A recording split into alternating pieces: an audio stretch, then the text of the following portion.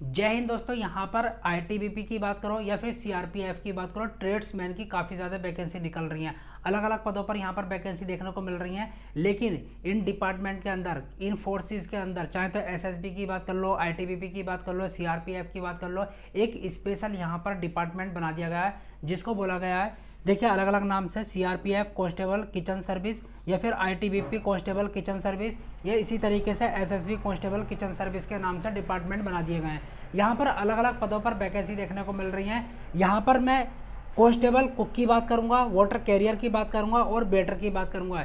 ये जो है एक स्पेशल तरीके से अब वैकेंसी निकाल रहे हैं अलग अलग फोर्सेस के अंदर, चाहे तो आईटीबीपी की बात करो, चाहे सीआरपीएफ की बात करो, चाहे एसएसबी की बात करो। तो ए टू जेड हम यहाँ पर समझेंगे। देखिए 2 सितंबर को आईटीबीपी ने किचन सर्विस मतलब कांस्टेबल किचन सर्विस की वैकेंसी निकाली थी 819। जैसा कि आपको पता होगा, बाकी फॉर्म वॉर्म सब कुछ भर दिया गया है, अब क्लोज हो चुका है। अब यहाँ पर बात करेंगे सीआरपीएफ कांस्टेबल किचन सर्विस की वैकेंसी कब तक निकलेंगी और कितनी वैकेंसी निकलने वाली है। अगर मैं ट्रेड्समैन की बात करूँ तो यहाँ पर सीआरपीएफ ट्रेड्समैन की करीब करीब 7000 से 8000 वैकेंसी निकलेंगी। लेकिन अब जो है सीआरपीएफ के अंदर एक स्पेशल डिपार्टमेंट बना दिया गया सीआरपीएफ कांस्टेबल किचन सर्विस का। इसकी कितनी वैकेंसी निकलेंगी 7-8 हज़ार में से। देखिए बहुत जल्दी आने वाली हैं, करीब करीब मानकर चल सकते हो 800 से लेकर आपकी 900 वैकेंसी निकल सकती है इसके बीच की।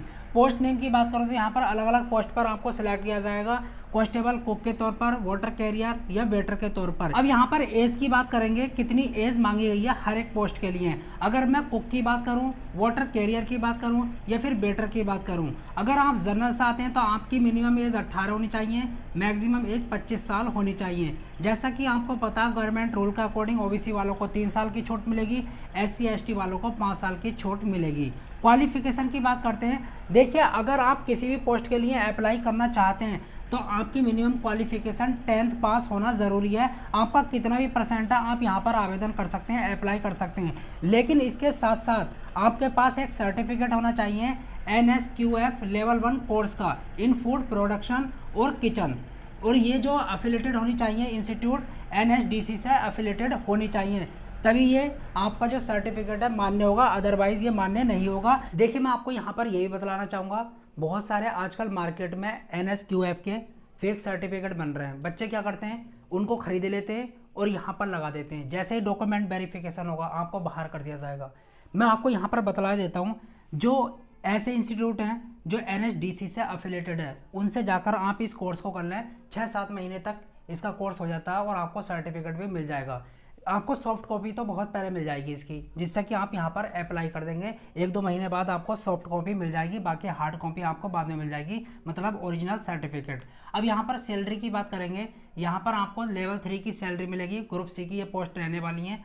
21,700 से लेकर 1,100 तक आपकी सैलरी जाएगी। काफ़ी अच्छी सैलरी देखने को मिलती है यहाँ पर। फीस की बात करेंगे, अगर आप जनरल से आते हैं, OBC से आते हैं या फिर EWS से आते हैं तो आपके यहाँ पर 100 रुपये लगने वाले हैं फॉर्म भरने के लिए। बाकी SC ST या किसी भी कैटेगरी की फीमेल है, आपका कोई भी रुपया नहीं लगेगा।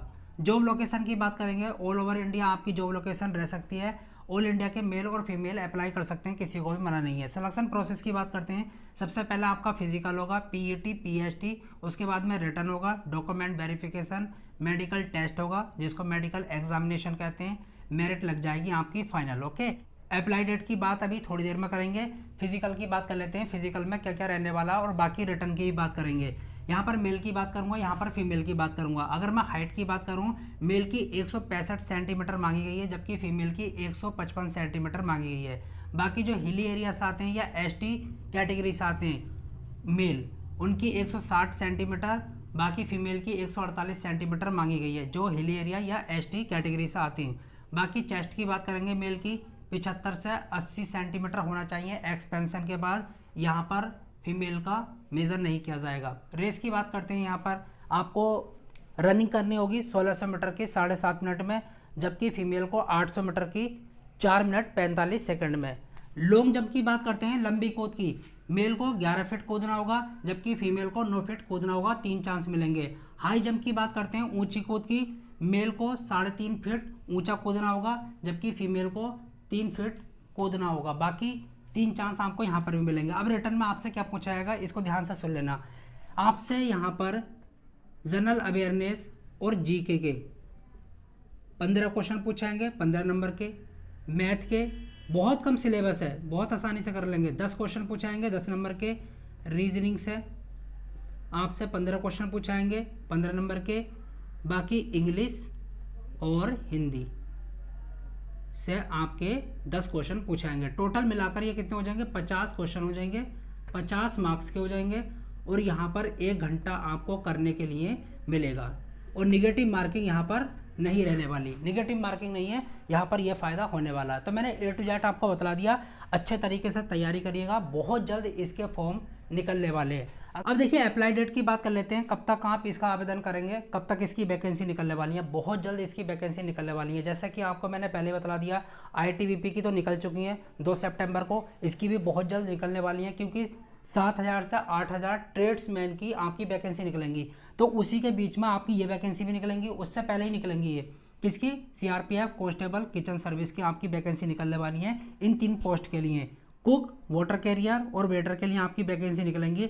मैं ये कह सकता हूँ कि 15 नवंबर से पहले पहले आपकी ये वैकेंसी निकलने वाली है। तो बहुत जल्द आप आवेदन कर सकेंगे। अच्छे से मेहनत करिएगा, ज़्यादा सिलेबस नहीं है, फिजिकल पर ध्यान दीजिएगा। आई होप आपको समझ